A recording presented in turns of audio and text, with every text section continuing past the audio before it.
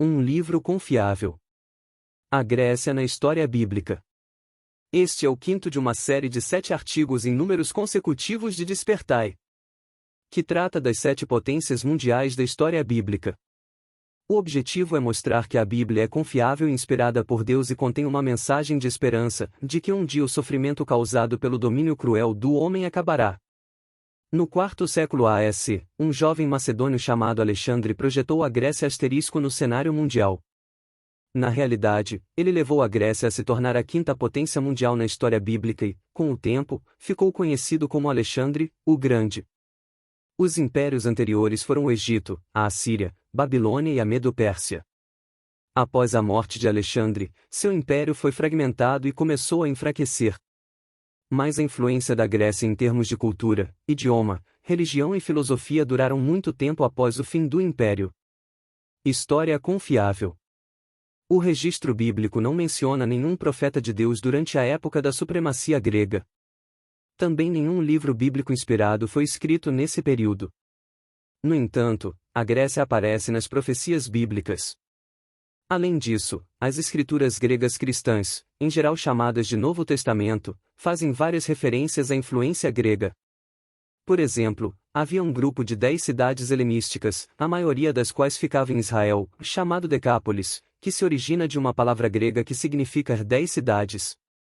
Mateus 4, capítulo 25, Marcos 5, capítulo 27 e capítulo 31, a Bíblia menciona essa região algumas vezes, e sua existência é comprovada pela história e por impressionantes ruínas de teatros, anfiteatros, templos e salas de banho.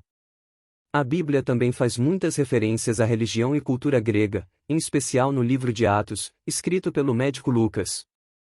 Veja alguns exemplos.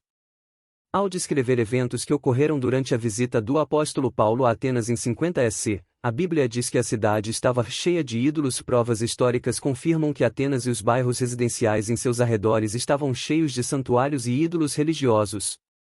Atos 17 capítulo 21 diz que todos os atenienses e os estrangeiros residentes temporariamente ali gastavam seu tempo de folga em nada mais do que em contar algo ou escutar algo novo. Os escritos de Tucídides e Demóstenes comprovam o interesse dos atenienses em conversas e debates. A Bíblia declara de modo específico que filósofos epicureus bem como estoicos passaram a conversar com Paulo polemicamente, e que até o levaram para o Areópago para ouvirem mais sobre o que ele tinha a dizer. Atos 17 capítulo 18 e 19 Atenas era conhecida por seus muitos filósofos, incluindo os epicureus e os estoicos. Altar dedicado a um Deus desconhecido.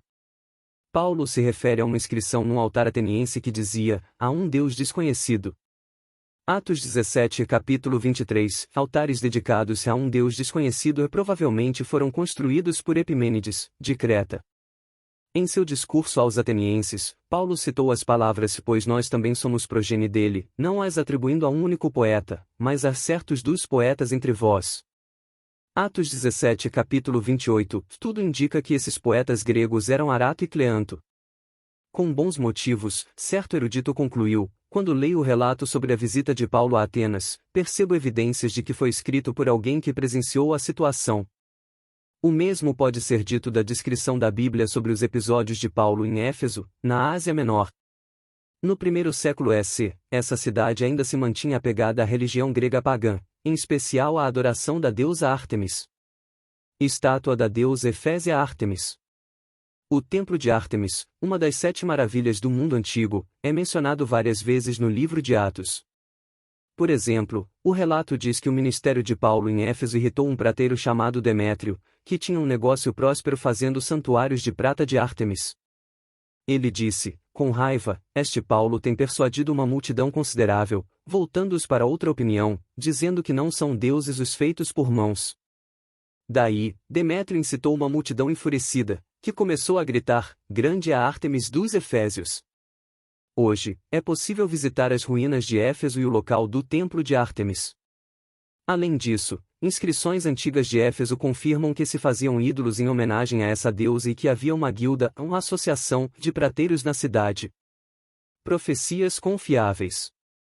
Cerca de 200 anos antes de Alexandre, o Grande, um profeta de Jeová Deus chamado Daniel escreveu o seguinte a respeito de potências que dominariam o mundo: eis que vinha um bode dos caprídeos desde o poente sobre a superfície de toda a terra, e ele não tocava na terra.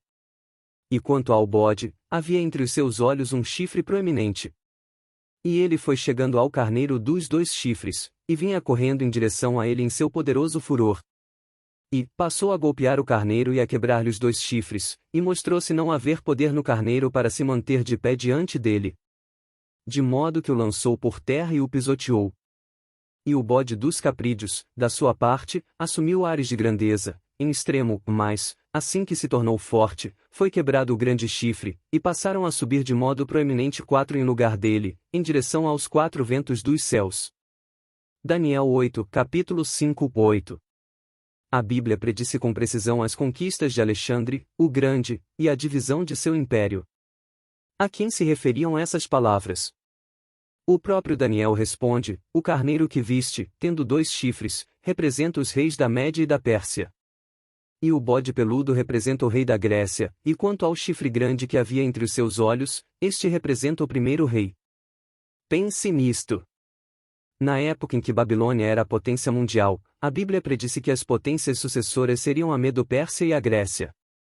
Além disso, como já citado, a Bíblia declarou de modo específico que o grande chifre, Alexandre, assim que se tornasse forte, seria quebrado e substituído por outros 4, acrescentando depois que nenhum deles seria descendente de Alexandre.